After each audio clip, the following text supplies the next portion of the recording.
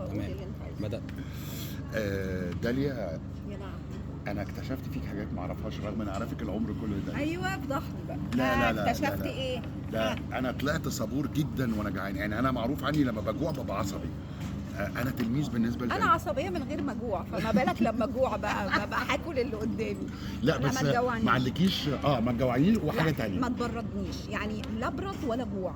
تاخد مني احلى شغل. بص كده سكينه في الحلاوه. طب بتعملي ايه في التصوير ده؟ احنا ساعات بنبقى متنجين بالذات لما بائسه بائسه بائسه بائسه بائسه. لا يعني لما ابقى جعانه ببقى بائسه، بس بحاول ما بوصلش لمرحله الجوع في التصوير. بتاخدي اي حاجه يعني زي كراكرز. بقى حد يجيب لك حاجه تشربها بتاع ده. انا اتهريت السنه دي اسمه ايه ده؟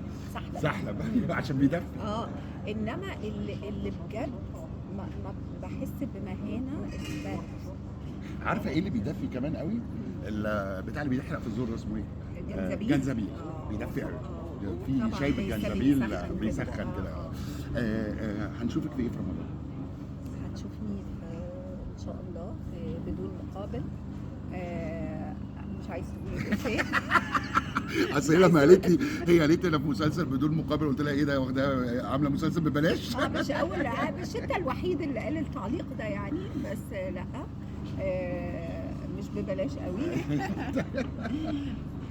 بس مسلسل من انتاج، لازم اقول من انتاج مين الاول، لان انا بعشق الراجل ده، الاستاذ محمد فوزي. الاستاذ محمد فوزي ده اول مره بقاله كتير. المنتج الفنان بقت حاجه نادره دلوقتي، ان انت يبقى في منتج مذاكر النص اكتر منك وفاهم ايه اللي بيحصل في الشخصيات. فانا سعيده جدا جدا استاذ محمد فوزي بيرجع ينتج تاني في مجال الدراما يعني. هو عنده انتاج مسرحيات في السعوديه وكده، لكن هو بينتج دلوقتي رجع تاني. انا سعيده جدا وانا بحبه على المستوى الشخصي والانساني جدا. مع صديقي وزميلي وحبيبي واخويا هاني رمزي اللي عمل دور جديد جدا جدا عليه. وكل ما اقول لحد احنا بنعمل مسلسل هاني رمزي وده اليوهري الله كوميدي، اقول لهم لا مش كوميدي. هاني رمزي ومش كوميدي. فده بقى الجديد، ان احنا بنعمل حاجه مش كوميدي. معانا مجموعه كبيره جدا من الفنانين الكبار اللي بجد حتى في الادوار اللي مش كبيره قوي في معانا نجوم ونجمات يعني. معانا طبعا عمرو عبد الجليل ووفاء عامر، خالد سليم، نسرين طافش، معانا ايتن عامر، ومعانا مش عايزه انسى حد دلوقتي. ما كنتيش قلتي الاسامي. ما كنتيش قلتي الاسامي. مجموعه كبيره ايوه من الاول متنوعه من النجوم العظماء. لا بجد والله ناس تكون جميل جدا جدا. بقياده المخرج الكبير اللي برضه بيرجع للاخراج بعد 11 سنه، الاستاذ جمال عبد الحميد. متشرفه ان انا بشتغل معاه.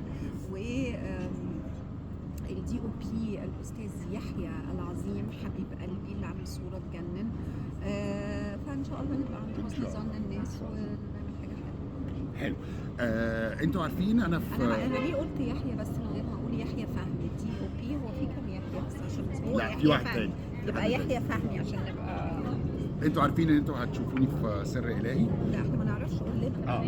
في سر الهي ومعايا برضو مجموعه جميله جدا باخراج رفعت العزيز طبعا. اوعى تقول اسامي. لا انا حافظهم يا اختي. روجينا ومي سليم ونوع عابدين لا ومعانا ضيوف جمال. معانا الاستاذ احمد بدير، وانا معانا الاستاذ محمد ابو داوود. افتكر اهو الاستاذ احمد بدير، ومعانا الاستاذ صلاح عبد الله. لا هتنسى حد؟ لا مش هنسى بس في تويست بلوف جامد جدا في المسلسل ان شاء الله يعجبكم يعني. واحنا كمان عندنا تويست وبلوف. وانا وداليا بقى هنجتمع مع بعض في حلقه في الاكيل هتشوفوها في رمضان ان شاء الله. وفي بلوف برضه. وبلوف برضه.